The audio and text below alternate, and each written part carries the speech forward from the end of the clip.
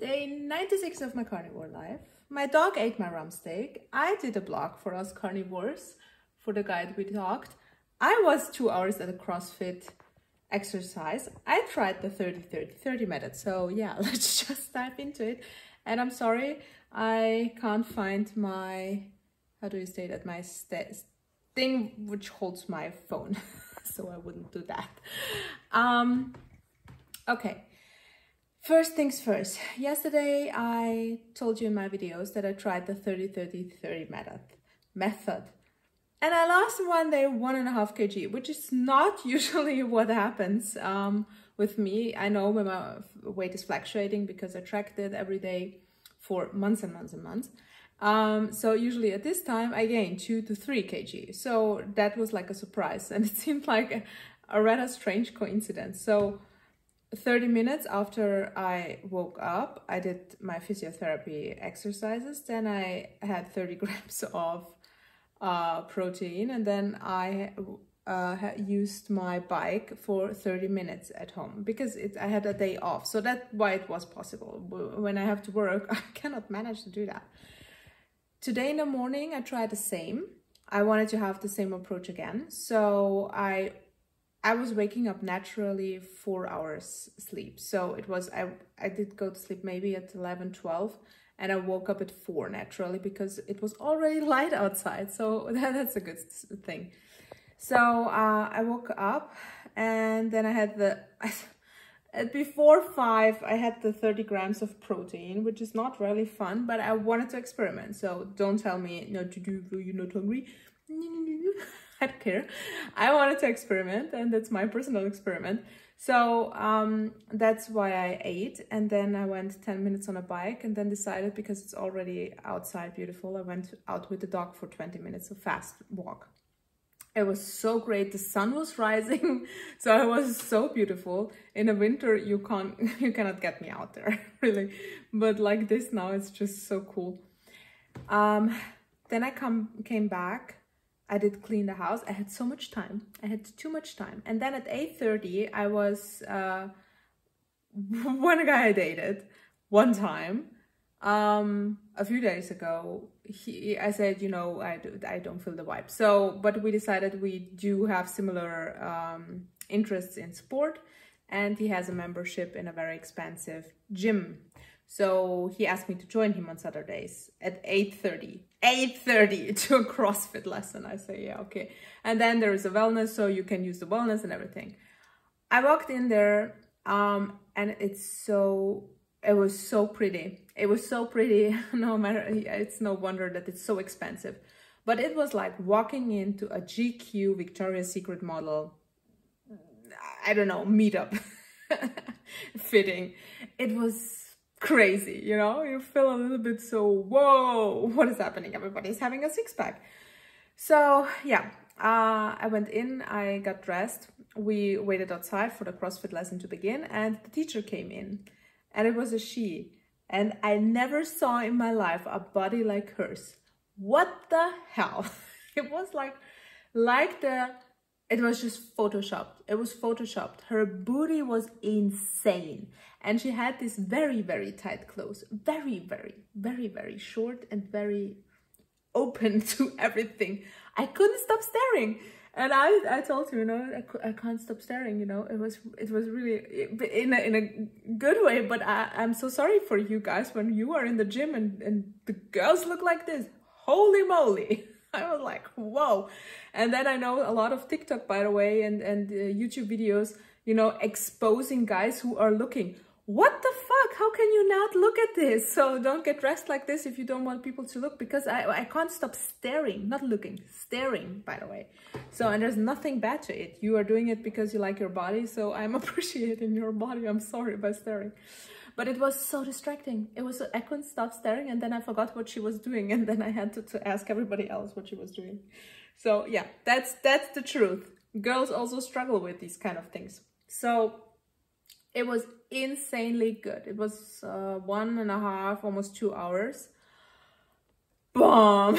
It was so, you know, everybody, the guys were like trained CrossFit like you imagine them, and the girls were so, you know, completely six-pack trained and so on. And I managed to do everything they did. I managed it. Yes, everybody who started with me this little channel here 96 days ago, they know that I wasn't even able to walk 3,000 steps. No matter what here, you know, pushing, what was it? I was 8, 12, 14 kg in this movement where even the guys struggled at some point. So I was so proud of myself. I said, yes, I did it. And so when I came back, I was so hungry and I made my rumpsteak and I ate maybe one third of my rumpsteak, and I wanted to eat it later on and it disappeared, you know, it disappeared. You see evidence here? That's the little boy. He's the evidence. He sneaked onto my table and ate my damn rumpsteak. I'm so hangry.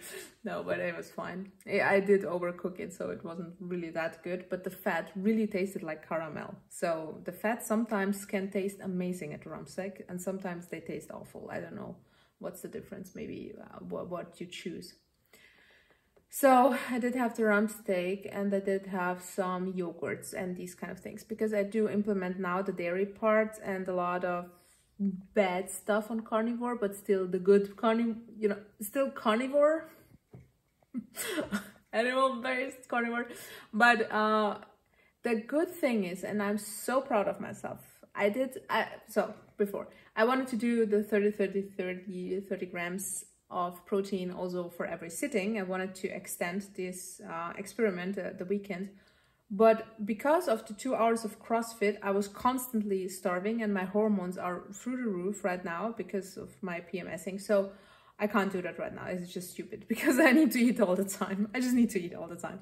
So, and then doing so much sport, it's also, you know, just now my body just is going overboard. So I think I had 2,800 calories or something like that today. So no way in hell I gained the 1.5 kg back just because I went CrossFit and I had my hormones, so it's fine.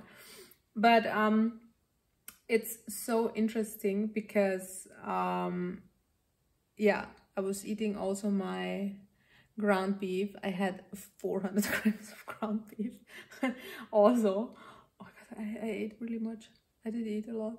Yeah, I think that was basically it. And a lot of dairy and a lot of pork rinds and a lot of whipped cream, no sugar. So somebody asked me, there is a difference in America, it seems, or Great Britain, I'm not sure, between whipping cream and whipped cream. So always everything I'm using is without sugar. When I'm usually at this time, I did every month now since I started do go overboard with protein cookies. Then I went off the wheel. I had apples, I had bananas, I had so much crap, and I didn't have it right now. I did have some blueberries. That's the only thing I had. But the problem is the blueberries and the strawberries and everything else do contain so much pesticides and mold, which they're discovered. It's just insane. And I'm having a heavy reaction on them, my son and my mom. So you cannot tell me that this can be illegal to sell these shit when 3 people, different ages, react that badly on just blueberries. So I think that's so concerning, and people think that's healthy. They're giving it to their kids. It's just awful to think about it. But okay, let's stay it like this. So yeah, so then my mom and my son decided they want to go to the ocean, so they packed. So I am alone now for 3 days with my little rumpsteak thief. And I decided to make the carnivore guide. And then I decided, because, you know, just having a PDF is just so boring. So I thought that everything we collect together also as a group and as in our community, but everything we are collecting so much information, and I receive so much information. So everything I learn and, you know, get to the point, of course, only if people are allowing me to share some things. But for now, it's also basically doing the blog. So on wulf.ivy, you can look it up. I already posted some things. I'm going to show it to you so you have a little bit of feeling. I'm just starting. So I did it today now, 5 hours. all the text, I do train the AI, which we are testing in our company, to find out the right things that we as a carnivore want to know, but also have different perspectives, not the vegan, American health, whatever, Harvard bullshit thing, but to try really to train the AI also when I ask questions, to train it the right way. So to see what are the plus, what are the benefits, what are not, what do people have to be concerned about, maybe what not. So everybody hopefully can then figure out by themselves what they want to believe, but to have all the information that, you know, not all the information, but a lot of information, different kind of information, so just in one topic. So that was basically my personal go-to. And I'm really happy if you guys, you know, just read it, because the Sunlight article, why carnivores don't get sunburn, and, you know, the story behind that, it's very interesting. It's really interesting. So, yeah, would love for you guys to read it. So I'm gonna show it to you. So you will see it, I think, in not the best way, but we're gonna handle this. So I just had a little bit of intro, and here are starting just the, I have now 6 articles out. So one is vitamin D and B12 from Dr. Chaffee's perspective, why she thinks we need more. The Sunborn on Carnivore from Dr. Baker's perspective and some general recommendations. Some how to stop cravings on the carnivore, 20 tips, which have been really good, I have to say. Atkins versus carnivore, raw milk, yes or no, and how much liver. So, you know, it's really difficult with the information. You should always be very careful with who you believe, because one thing that really, you know, my approach also from working in IT have really to show you, I would be able to generate, if I want to, with my knowledge and the things that I can do and provide, I would be able to create a complete new diet and convince everybody that eating only avocados is the best thing you can do if I want to. And I can create it that Google and the AI and every magazine will think that I'm right. And I can fake everything with it, with these kind of things. So you really need to be aware of that all the information out there, even if you think there are studies, even if you think there are doctors, even if you think they know what they're talking about, usually, very rarely, that's the case. So I just need you to be smart by consuming information and just think about it if you personally think it's logical for you. If for you personally, you want to try it and see on your own body if it's working or not. So I think we as a carnivore are much smarter than the average people, because we know that these studies are faking. We looked into it, we saw it. That's why we're doing something completely different than it's, you know, advised. So just to have that in mind, how much is possible, because I have contacts to basically every newspaper, you know, because of things that I did before. So if I say to them, print that, they're gonna just print it and not check it, because they already did these kind of things. So that's, oh my God, I hope that's a tree.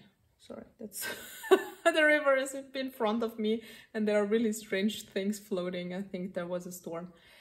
So yeah, I just want you to have that in mind, that not any information online is true. Not any information, even from our carnivore gurus, might be right or might be wrong in the end.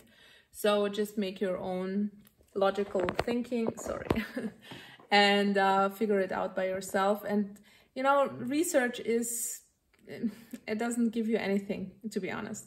It gives you more confusing information in the end. And one thing I told yesterday, it's about the algorithm on Instagram, which now didn't know that I'm carnivore now, but knows that I was vegan before, and now it's switching between vegan and carnivore, and it's always like the opposite of recommendations. So don't eat that, don't do this, do that. So yeah, that's I think very important. Oh, my hand, I can't lift my hands, it's so annoying. But I'm doing amazing, I have to say. So my body looks, but really, it's so funny. I have less weight, but my body looks like I have more weight because it's just smushy. So I can tell you one thing now from my experience.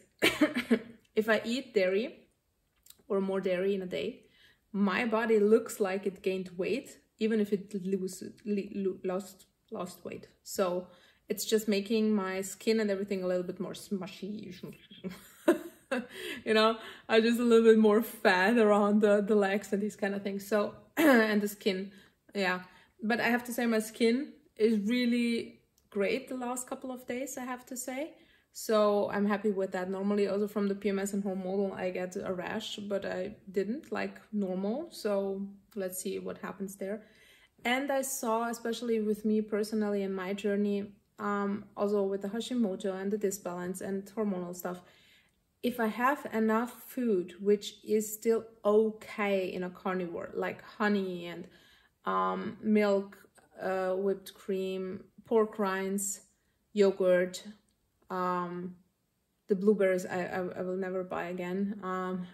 Fruit are just off limits now for me. Maybe banana is still a little bit, but apples are triggering my cravings, and blueberries and all the berry stuff. If it's not out of my garden, because I do have in my garden, they're now growing, I wouldn't eat it. I never ever touching these things ever again. So, but that's basically what I have. So when I have these days, it's not every day, but it's, you know, just this approach. And I'm not craving right now goat cheese and these kind of things, not at all. I'm just craving yogurt these days. So I do think that my personal feeling is that my body shows me what I need right now. And maybe it's something in the yogurt, maybe it's something in the pork rind, milk, whipped cream thing that is giving me something that my body's lacking right now when I'm disbalanced. So that's about the interesting thing. Also very important. Everybody, as soon as I say something medical, everybody's like, oh, ask Dr. Chafee, ask Dr. Sean Baker, ask, ask any doctor here and there. So you have to understand that a doctor is not a doctor who knows everything. It's impossible to know everything. I work in IT. That doesn't mean that I know everything in IT. I do know certain things that I'm specialized in, but it's not possible even for our brainiacs in my company to know even a little bit more out of their range because they just have no clue. So that you really have to understand that doctors have their specialities, which they are maybe in, but that doesn't mean that they know everything. And if they say something, it's just based on the fact things that you also can read in the medical, medical blogs. There are a lot of medical magazines who are having supported sources and doctors. So basically, they will also research. I saw it now a lot with my doctors. They're just researching and doing the same thing like I do. Even my doctor from MS, which, you know, they're gurus, they're sitting there and Googling, Googling and showing me YouTube videos to explain me stuff and to see if some study is there and so on. So they're sitting there next to me Googling, so I can do that myself in the end. So I just want you to be also aware of that the doctor is not, they know everything. Just keep that in mind, okay? So I'm not gonna ask every time a doctor if I have some idea or suggestion or whatever. I want to experience on myself, be aware. I'm a person, I want to experience it on myself and try things out and see if I'm getting better or worse. So I'm learning the hard way, and that's the good thing, because then I really know what is working for me and what not. And we improved. We improved the last couple of months. So health-wise, with the energy levels, with my overall mental health, with my walkings from 3,000 steps to 15,000, 20,000 steps, to weight training, increasing the weight training. Still my weight is basically the same like I started, so there is not much improvement there at all, because I'm not focusing on that. I'm focusing on everything else right now. A lot of clarity, a lot of recognition, realization of a lot of things that are happening here. So yeah, it's just good. And also healthier for my kid to be there. My MS symptoms are coming back sometimes. I think it's the diarrhea. I do see the correlation between also my hormonal instability when my hands are kicking back in, and I'm really troubled with my hands right now again. So I think it's something, because something is just wrong with the hormones, and maybe the Hashimoto and the two autoimmune diseases are something combined. And I talked to so many doctors, they just that's what I say. They know their special field. I do have one for Hashimoto. We do have a lot of doctors for MS, and that's a big, big field to understand. And you know, they can't look into other stuff just to realize what's causing what in the end, because it's just too much. You are humanly not possible to be that educated unless maybe you're, I don't know, Stephen Hawking or somebody like that. So yeah, so now I need to go out with my little fat rumpsteak dog. And I'm watching Bridgerton. I can't pronounce this, Bridgerton. And yeah, that's basically what I'm gonna do. And I'm gonna include in the blog all your questions you posted me, and I do have now time until Monday a little bit to do some hobby stuff. And I'm gonna try to improve and do some more from the questions you had, and just make it a little bit of fun thing, and everything you guys then can want to know or recommend to include, or you know, that's controversial, like fasting and butter on fasting and coffee and green tea and the difference and all these kind of things, everything that is interesting you, let's make it fun out of it. And I'm happy to hear from you guys and that you read it and see if it's okay or not. So happy to see you tomorrow. Let me know what you think, and yeah, see you tomorrow as always. Bye.